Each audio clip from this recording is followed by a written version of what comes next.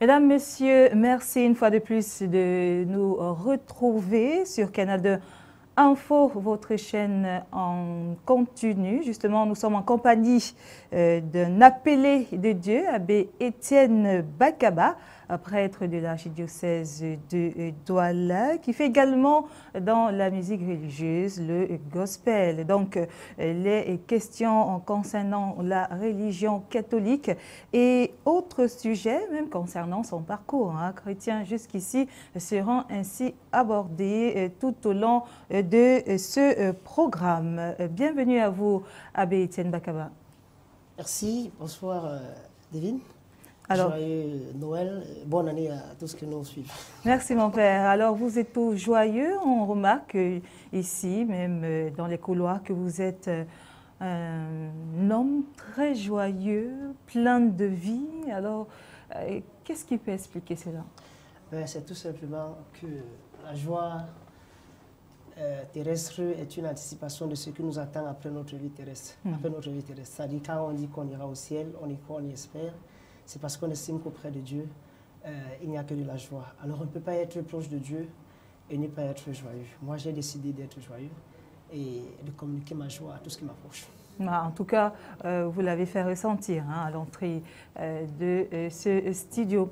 Alors, sans plus tarder, nous parlons de musique parce que vous faites quand même dans la musique religieuse. C'est vrai que vous êtes étudiant à l'ESTIC du côté de Yaoundé, mais on va s'apesantir ici sur le genre musical, le gospel.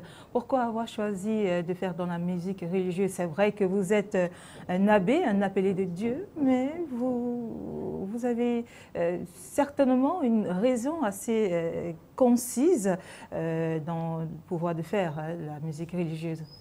Oui, les raisons sont deux. Évangéliser par la musique et évangéliser la musique elle-même.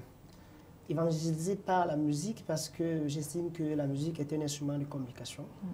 Et pour annoncer le message du Christ, on devrait aujourd'hui plus que jamais se servir d'elle. On chante beaucoup dans nos églises, mais c'est insuffisant. Tout le monde ne va pas à l'église le dimanche. Donc, en chantant, en proposant sur les chaînes de télévision, sur Internet, des très bonnes musiques religieuses, c'est une façon de prolonger l'évangélisation que nous commençons dans les églises. Donc, il faut sortir des églises pour aller là où les peuples sont. Parfois, ils sont un peu loin de l'église. Nous venons dans les médias pour porter le message de Jésus-Christ. C'est pour cela que nous faisons la musique. La deuxième raison, c'est évangéliser la musique. Parce que j'estime, comme tout le monde, que la musique est un art et que quand on parle d'art, c'est quelque chose qui doit contribuer à notre enrichissement. Or, il se trouve que certaines musiques ne participent pas à enrichir l'humanité. Je crois que la musique religieuse, plus que comme toute autre musique qui est bonne, participe à enrichir le patrimoine non seulement religieux, culturel et social d'une nation. Si nous faisons de très bonnes musiques, les jeunes qui nous écoutent, les enfants qui nous écoutent, vont chanter ces bonnes musiques-là. Mais si nous faisons des musiques qui ne sont pas bonnes, ils vont toujours chanter et danser ces musiques qui ne sont pas bonnes. Nous essayons d'apporter dans le cadre de la musique ce qui est bon. Concernant justement cette jeunesse camerounaise qui fait dans un autre genre de musique, développée de par ailleurs, ici très mouvementée et même écoutée par plusieurs Camerounais d'ici, comment est-ce que vous pouvez, on va dire, qualifier ce genre de musique pour ne pas citer? Je vais rapidement dire aux jeunes qui font la musique aujourd'hui, une certaine catégorie de jeunes qui sont en tort. C'est-à-dire que ce sont des jeunes qui sont pleins de talent, mais qui n'utilisent pas leur talent à bon escient. C'est-à-dire qu'ils ne chantent pas, ils ne parlent pas pour aider la jeunesse. C'est très facile de faire l'actualité aujourd'hui, de faire le buzz, parce qu'on a balancé un mauvais message. Vous demandez aux gens de tuer, de sexer, de ne pas obéir, vous dites mouf en chantant et tout. Et les enfants reprennent ça, mais vous n'apportez pas grand-chose à la culture, même si les gens vont chanter ça et danser. Or, vous pouvez utiliser ce même talent pour chanter la joie, pour chanter l'amour, pour dire aux jeunes d'être obéissants, de travailler, d'étudier et vous apporter quelque chose à la nation. Je sais que ces jeunes peuvent le faire s'ils le veulent, mais peut-être c'est aussi ça, la musique des crises, n'est-ce pas, qui traduit une certaine pauvreté de la moralité auprès des jeunes. Et donc, parfois, ils ne chantent que ce qu'ils pensent. Et nous pouvons chanter autrement, penser autrement, proposer autre chose à notre nation. Et je crois, je regarde souvent, vous suivez un artiste, il dit, ah, ben, quand j'étais jeune, j'étais à la chorale. Bon, pourquoi maintenant quitter la chorale, il commence seulement à chanter les secouer, des trucs de ce genre? Non, ça veut dire que il ne fait même pas honneur à ce Dieu qui lui a donné sa belle voix. C'est Dieu qui a donné la voix à chacun d'entre nous. Donc, ça, c'est pour la jeunesse spécialement, mais aussi pour les parents, parce que c'est eux qui ont la première responsabilité sur les enfants. Et quand je parle des parents, je voudrais aussi dire les responsables des médias et autres. Moi, si j'étais sur le travail au ministère de la Culture, avant de donner une attestation d'artiste à quelqu'un qui a fait un produit, je devrais d'abord l'écouter, lui poser la question de savoir qu'est-ce que ça apporte à la culture camerounaise ou qu'il ait une attestation d'artiste. Mais ça, on ne le fait jamais. Vous pouvez diffuser votre musique ailleurs, c'est vrai, hein, il y a Internet, YouTube et tout ça. Mais au moins, dans les canons officiels, on ne devrait pas le faire comme ça, à la portée de tout le monde, parce qu'on a simplement fait un tube, on le balance sans écouter, pour voir s'il peut apporter quelque chose de constructif. En tout cas, le message est passé. Justement, mon père, on vous appelle mannequin de Jésus. On aimerait bien comprendre pourquoi est-ce que vous vous faites appeler mannequin de Jésus. Le mannequin de Jésus, c'est mon nom d'artiste. Ce sont les enfants qui ont commencé à m'appeler comme ça à l'église. Peut-être ils disent que je suis trop sapé, que je sape trop bien, le Père est chaud à moi. Donc c'est venu comme ça. C'est mon nom d'artiste, le mannequin de Jésus. Pourquoi? Parce que j'estime que l'évangile est un produit qui n'a pas de prix. Jésus, il doit être annoncé avec art. Et dit qu'on est mannequin de Jésus, vous savez, dans le binôme là, ce qui est important, ce n'est pas le mannequin, c'est Jésus, parce que c'est lui qui est le génitif. Le mannequin n'accompagne que Jésus, donc c'est Jésus qui est important dedans. Moi, je suis là que comme un Christophore, c'est-à-dire un porteur de Jésus. Donc même quand on dit mannequin, c'est Jésus qui est important derrière. Voilà. Le 1er janvier, jour de grâce, hein, nous avons célébré Marie, Mère de Dieu. Pourquoi une telle importance à Marie? Bon, ce n'est pas une importance à Marie, c'est une mère à Dieu. Parce que là, on dit encore Marie, Mère de Dieu. Ça veut dire que c'est Dieu qui est important dedans. Ce n'est pas Marie. C'est Dieu qui a fait de Marie ce qu'elle est. C'est-à-dire qu'elle n'a pas passé un concours pour accoucher Jésus. Si nous croyons que Jésus est Dieu, si nous croyons que c'est Marie qui a accouché Jésus, alors on va dire Marie a accouché Dieu. C'est ce que nous célébrons tous les 1er janvier, la maternité divine de la Vierge Marie. Et je sais que ça fait encore objet de controverse aujourd'hui auprès de la chrétienté, parce que tout le monde n'est pas d'accord avec les catholiques pour dire que Marie est la mère de Dieu. Mais si tous sont d'accord que Jésus est Dieu, mais reconnaissons que Marie est sa mère.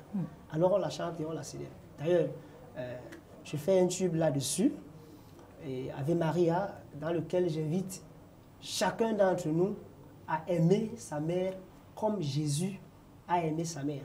Donc Jésus est un modèle d'enfant qui a su aimer sa mère. Si aujourd'hui on chante un peu des louanges à Marie, c'est simplement parce que Jésus a été le premier à l'élever dans la gloire du ciel. Il n'a pas voulu abandonner sa maman ici, comme on voit certains enfants, dès qu'ils deviennent grands, ils abandonnent leur maman. Non, Jésus n'a pas abandonné sa maman. Il a été avec sa maman jusqu'au ciel. Justement, avec le concours de la technique, on va écouter juste un bout de ce titre, Ave Maria.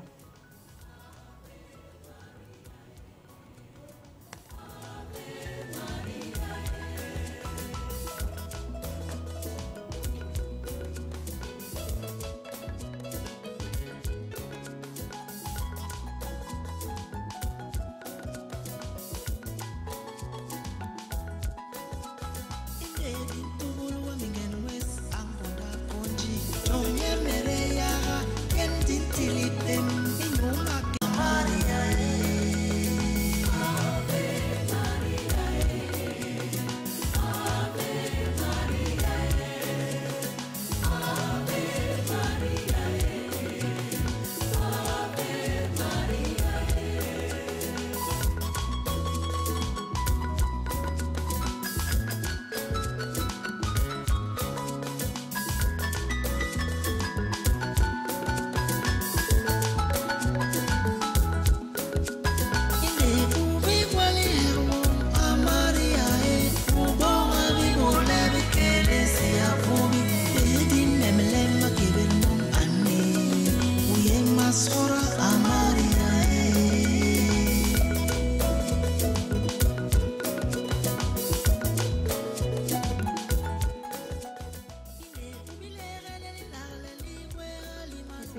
par le Père Étienne Bakaba et justement également par moult chrétiens dans le monde entier.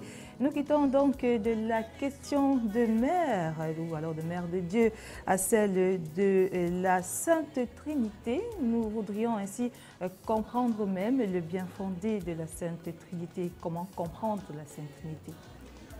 Comprendre, je crois que ce n'est pas le verbe qui correspond quand il s'agit de parler de Sainte Trinité. Il faut plutôt parler de croire. Il y a un grand sage dans l'Église, un père de l'Église du nom de Saint Augustin, qui a justement voulu comprendre ce que c'est la Sainte Trinité. Dieu l'a entraîné au bord de la mer. Alors il a rencontré un petit enfant qui puisait de l'eau dans la mer et allait verser dans un tout petit trou qui s'était creusé sur la plage. Il puisait de l'eau dans la mer et allait verser. Alors Saint Augustin demande au petit enfant, qu'est-ce que tu es en train de faire là? Il lui dit, je veux prendre toute cette mer et je vais la remplir dans ce petit trou. Augustin lui dit, mais tu es fou, tu n'y arriveras jamais. Et l'enfant de répondre à Augustin, toi aussi tu es fou, tu ne pourras jamais remplir le mystère de la Sainte Trinité dans ta tête. Et l'enfant a disparu. Augustin a compris qu'il avait une vision en fait. Dieu lui faisait comprendre qu'il ne pourra jamais comprendre ce que c'est le mystère de la Sainte Trinité. C'est vrai, ce n'est pas écrit mot à mot sur la Bible Sainte Trinité, mais nous avons des traces, n'est-ce pas, de Dieu qui se manifeste au cours de l'histoire en tant que Père au niveau de la création, en tant que Fils par la personne de Jésus-Christ et toute sa mission, et en tant qu'Esprit Saint à partir surtout de la Pentecôte. Donc quand nous disons que nous croyons à la Sainte Trinité, c'est que nous croyons que Dieu s'est manifesté dans l'économie du salut, dans l'histoire du salut, en tant que Père, Fils et Saint-Esprit. Et c'est ce que nous faisons chaque jour, que nous faisons le signe de croix au nom du Père, du Fils et du Saint-Esprit. C'est-à-dire notre Dieu est Trinité. Ça veut dire trois personnes, mais en un seul Dieu. La nature divine est unique et indivisible. C'est pour ça qu'on dit qu'il y a un seul Dieu. Mais le Père est une personne de la Trinité. Le Fils est une personne de la Trinité. L'Esprit Saint est une personne de la Trinité. Si quelqu'un n'a pas compris, ce n'est pas de ma faute. Qu'il croit simplement. Justement, l'Église nous demande de croire. Lorsqu'on a la foi, on peut y croire. Alors, par rapport à cela, vous avez sorti un titre. Maïra Trinitas, où on rend grâce à la Sainte Trinité, justement, au Père qui a conduit son peuple au désert, qui a créé tout, conduit son peuple au désert, au Fils qui nous a sauvés et à l'Esprit Saint qui continue à nous combler de ses dons. Et finalement, on dit, Seigneur, merci pour la vie que tu nous donnes. Et en vidéo, voici l'illustration de Maïga Trinitas.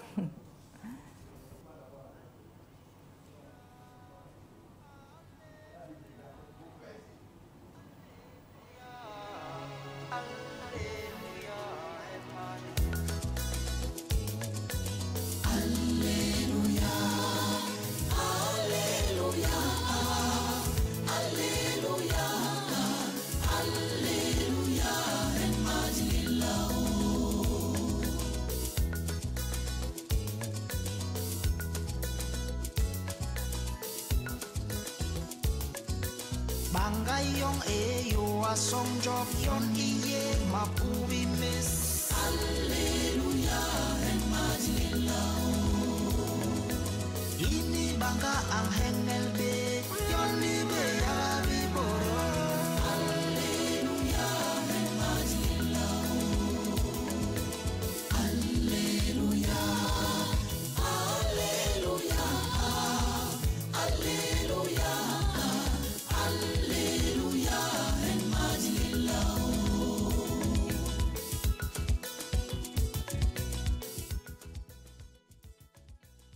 Ce que vous venez de voir, c'est juste une façon à nous de vous souhaiter encore, parce que nous sommes dans la vague de Noël. Nous continuons à célébrer le Seigneur qui est venu à nous. Tout à l'heure, nous allons écouter ou alors suivre de bout en bout le titre Maïga Trinitas.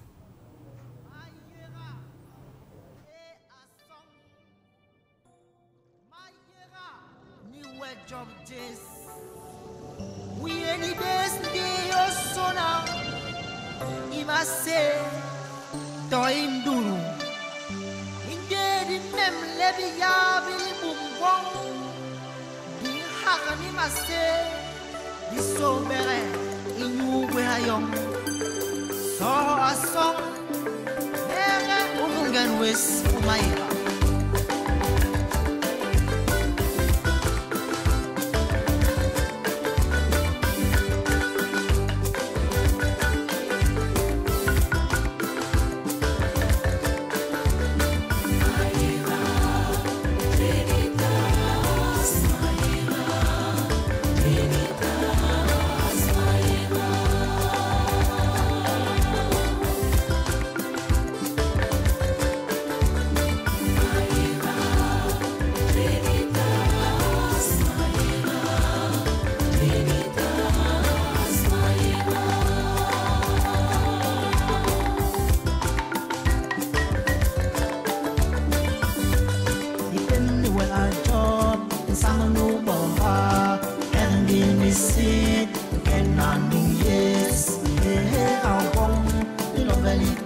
jong, poli ken jong, imoma ba embe, je jong bama, nu jong rale, gracias Trinitas.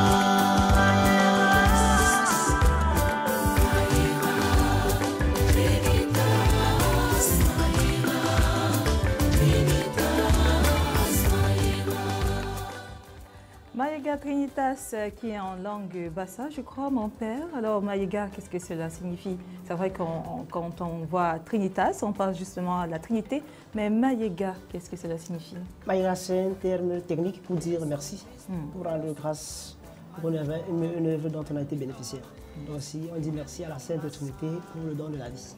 Voilà, justement, du côté d'Edéa, le peuple a profané, ou alors une partie du peuple a profané la croix de Ngordi Touba.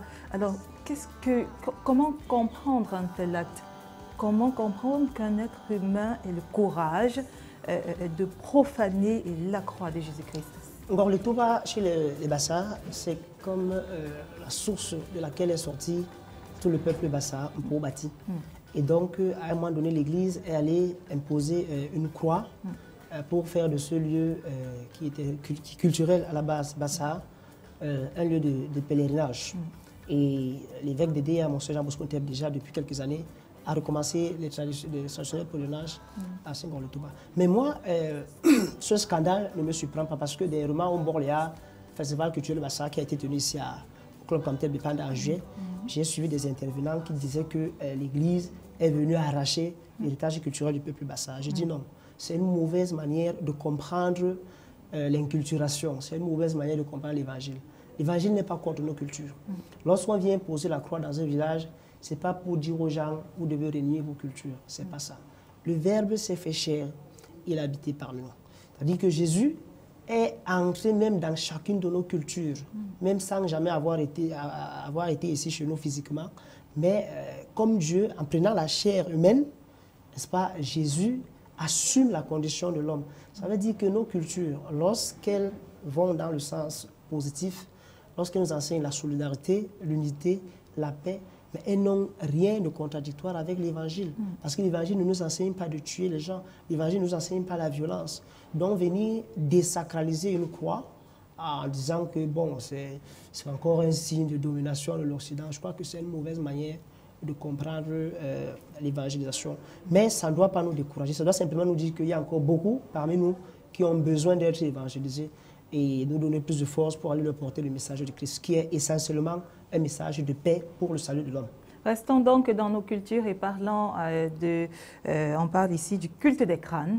Peut-être on va faire une certaine liaison, s'il faut le dire ainsi, avec les reliques dans la religion catholique. Donc certaines personnes ou alors certaines sources disent que le culte des crânes que l'on fait dans certaines régions, parlons du Cameroun, dans certaines régions du Cameroun, sont semblables aux reliques que les chrétiens catholiques, on va dire, adore, hein, entre guillemets, parce qu'on adore seulement Dieu, adore entre guillemets. Est-ce qu'il y aura une certaine comparaison ou alors une certaine liaison entre le culte des crânes et les reliques? Je crois que ceux qui font anthropologie socio-culturelle sont mieux placés pour nous parler de ces choses. Mais comme prêtre, je m'intéresse beaucoup aux questions de culture. Je ne suis pas un spécialiste du culte des crânes, mais ce que je sais quand même, c'est que même dans nos traditions, c'était notre tradition locale, notamment à l'Ouest, on n'honore pas tous les crânes. C'est-à-dire que si quelqu'un était un sorcier, on ne viendra jamais verser de l'huile sur son crâne. On n'honore que les crânes des ancêtres qui ont été exemplaires au sein de la société et on les propose aux autres comme modèle. L'Église ne fait pas tellement différemment. Hein. Ceux qui sont déclarés saints, c'est des hommes qu'on honore, simplement parce qu'on peut les proposer aux autres comme modèle de sainteté. Alors s'il y a dans nos villages des personnes qui ont bien vécu, qui ont été des ambassadeurs de la paix, de la solidarité, du partage, de la communion, mais pourquoi ne pas les honorer quand elles sont mortes? Il faut simplement que les Africains aient le courage aujourd'hui d'interroger leurs traditions, interroger pour comprendre. Ce n'est pas simplement de rejeter en bloc. Je sais que le colon blanc, avec sa soutane dans le temps, a balancé du revers de la main tout ce qu'il y avait de culturel en Afrique, taxant cela de maraboutage, de fétichisme, mais c'était simplement de l'ignorance de la culture africaine. nos cultures sont très riches. Et je vais vous dire que les cultures africaines sont beaucoup plus proches de l'évangile que les cultures occidentales. Pourquoi? Parce que même du point de vue géographique, l'Afrique est proche de l'Orient, qui est à côté, Bethléem, Jérusalem. C'est plus proche de nous que les pays occidentaux. Et quand on interroge les cultures qui sont à l'intérieur de l'évangile, vous verrez qu'il y a beaucoup de ressemblances entre ce qui se passe au temps de Jésus et ce qui se passe dans nos sociétés traditionnelles. Donc, le fait ici, ce n'est pas de condamner rapidement le culte de Can ou autre chose que l'on ferait dans ce sens, mais surtout comme prêtre, d'aller interroger, essayer de comprendre pour enseigner aux gens. Pas que notre culture devienne un pont. La culture n'est pas faite pour être un pont, pour être un mur, je veux dire, mais elle est faite pour être un pont. Elle doit servir de pont vers Dieu. Et l'évangile et la culture ne sont pas totalement contradictoires. Et justement, dans un autre titre que vous nous avez proposé, Saimbok, je crois que j'ai bien prononcé, oui. Saimbok, ici vous dites que Dieu bénisse nos peuples, Dieu bénisse notre culture. Tout à fait, parce que c'est Dieu qui nous a créés et nous a placés dans une aire géographique. On ne choisit pas sa région, son ethnie, sa culture, sa tribu quand on est. C'est Dieu qui nous a créés. Alors on demande à Dieu de bénir ces peuples qui refusent de comprendre que l'évangile n'est pas contre la culture. Justement, pour nous, les médias ici, on a pour rôle d'informer, divertir, mais divertir dans le bon sens. Et dans ce bon sens-là, c'est musicalement que nous allons divertir en suivant Saimbok.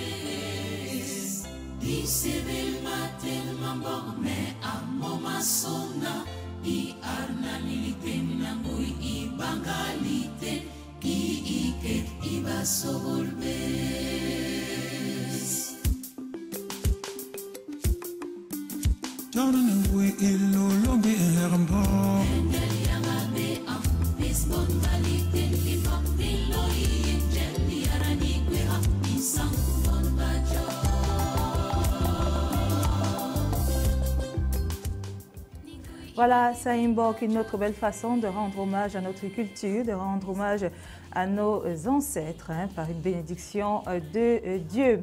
Alors, pour sortir, mon père, vous êtes un prêtre assez jeune. D'autres personnes diraient que vous êtes le plus jeune prêtre de l'archidiocèse de Douala. Ce qu'on aimerait savoir ici, c'est comment est-ce que vous vivez votre vœu de chasteté? Parce que l'on a remarqué, sans pour autant pointer certaines personnes, que nombre d'appelés de Dieu aujourd'hui ont des enfants, font des enfants par ailleurs. On aimerait comprendre ici comment arrêter à faire cela, quel est votre secret, comment vivez-vous votre vœu de chasteté? Après mon baccalauréat en 2001, je suis entré au grand séminaire, j'avais 17 ans. Je suis sorti prêtre à 25 ans, c'était le 8 décembre 2009. Donc c'est ma 8e année comme ça, je suis entré dans ma 8e année comme prêtre. Et chacun ne peut mieux parler que de son expérience personnelle. Moi, comme prêtre, la question du célibat, je la vis comme un don de Dieu. Et je dois avouer que ce n'est pas facile d'être jeune et de renoncer au mariage. Mais dans la vie, c'est une question de choix. Et si l'Église nous propose le célibat en nous proposant la prêtrise, c'est par rapport à une certaine expérience. Il faut d'abord dire que pendant les 1000 premiers siècles de l'année, de l'histoire, dans l'Église, il y avait des prêtres qui avaient la possibilité soit de se marier, soit de rester célibataires. Restant sauf que ceux qui se mariaient ne pouvaient pas devenir évêques. Donc le sacerdoce en lui-même n'a pas quelque chose de contradictoire avec le mariage. C'est vrai que Jésus nous demande d'être totalement consacré à lui. C'est-à-dire celui qui devient chaste, c'est en vue du royaume de Dieu. Et le symbole d'être prêtre, d'être chaste, c'est quoi? C'est qu'au ciel, on ne se marie pas. Donc le célibat sacré est comme une anticipation de l'amour total dans lequel nous allons vivre avec Dieu après notre vie sur terre. Bon, maintenant, qu'un prêtre ait un enfant ou pas, ça c'est des questions purement individuelles, mais l'Église n'a jamais envoyé un prêtre fabriquer des enfants. Voilà. J'ai lu un célèbre livre, Fils de prélat, j'ai oublié le nom de l'auteur, Il faut peut-être le lire pour essayer de comprendre que quelquefois, c'est des drames existentiels que les gens vivent, mais ils n'arrivent pas à les exprimer. Mais je préfère encore avoir un prêtre de chez nous qui peut-être par égarement a eu un enfant que d'avoir un prêtre homosexuel comme on le voit par ailleurs. Voilà qui est dit par Abbé Étienne Bakaya, que nous avons ainsi eu le plaisir d'échanger avec lui sur les questions concernant la religion catholique et justement la musique religieuse.